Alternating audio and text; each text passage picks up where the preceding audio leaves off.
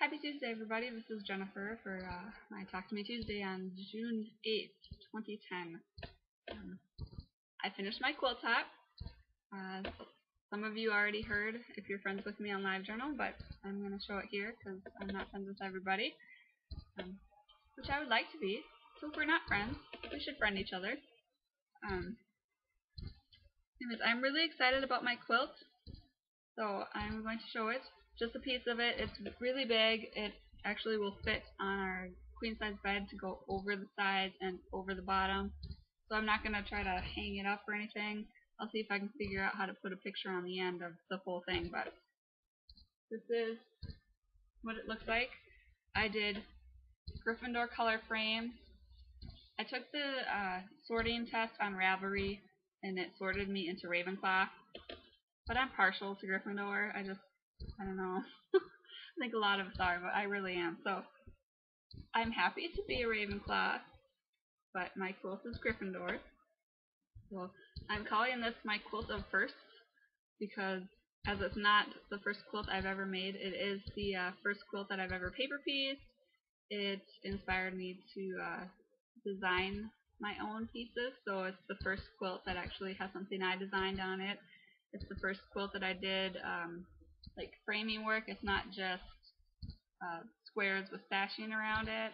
So each square had 16 pieces that I had to sew together. And let me tell you, when I switched to sewing the squares and the rectangles together and then the blocks together, I felt like I was speed sewing compared to paper piecing. So it went together really fast for me because I felt like I was like going really fast.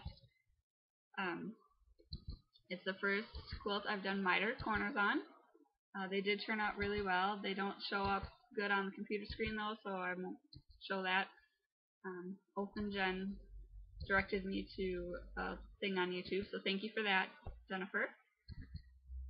And this quilt led me, obviously, to OpenGen's website, and we struck up a friendship, and through her, I've met several other people, Queen MLV, Luna Mila, Kissa, Shebe,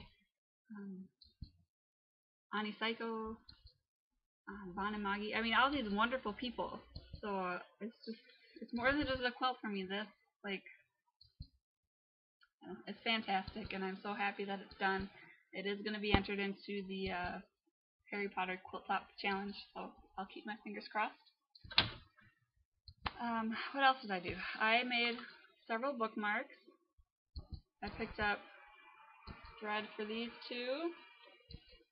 And I had this, what I thought at the time was a brilliant idea to, I like these two colors together. So, I did one with the two colors together. I haven't starched this one yet. Okay, now, I think it turned out gorgeous, but this was the bookmark just of nastiness. This took forever. 30 minutes? Like 4 hours. I will not be doing this again. But it turned out great. And then I did this one. This is one of the new threads I picked up this weekend. So, and this is the hook I used. This is the smallest crochet hook I have ever used. And the first bookmark I did with this, which was this one, I went up to my husband and I'm like, you see this hook? This hook and I are not friends. We have since become friends, but I wasn't too sure at first. So I was able to get some fabric paints this weekend as well.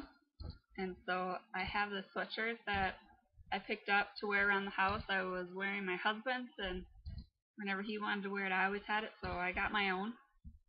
It's just a zipped up sweatshirt. It was just plain blue, so I added an owl stencil to it. I did this last night, and I'm so happy with it. It's just so cute. I mean, what owl isn't cute? I love owls. It's just, oh, it's perfect. So I still have to heat set it. It's a piece said to let it dry 24 hours and then heat set it, so I haven't done that yet, but I really like it. It's cute.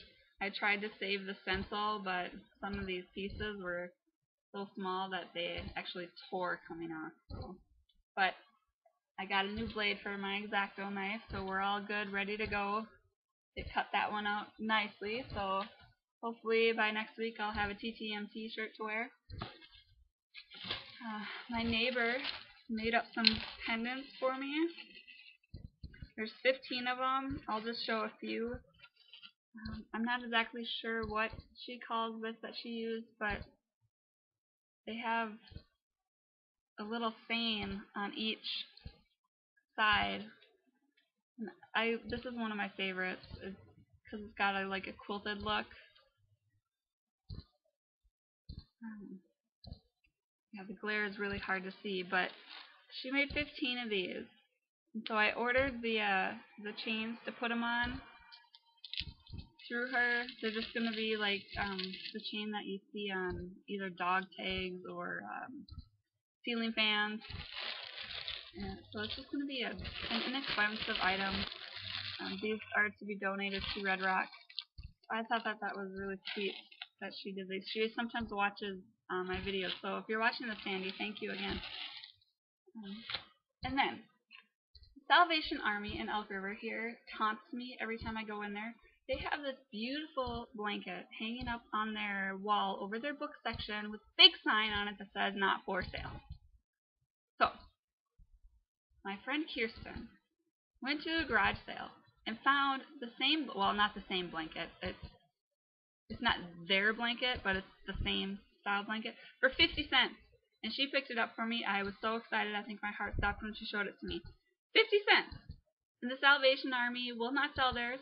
I mean, come on, they're the Salvation Army. Aren't you supposed to sell everything? But whatever. I have one now, so I can go in there and snicker back at them and taunt them back. So I'm going to show it. This is the blanket she got me.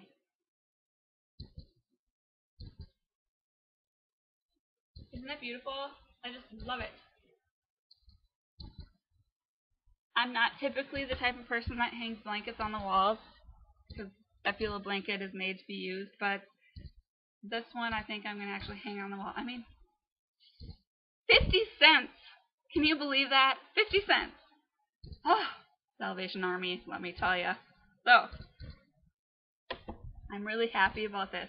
It came with kind of a funny smell to it, but it smells perfect now. I washed it and fabric softenered it, and I have good friends. That is it. I hope you all had a great week and a productive week and happy crafting, and I will see you all next week. Bye!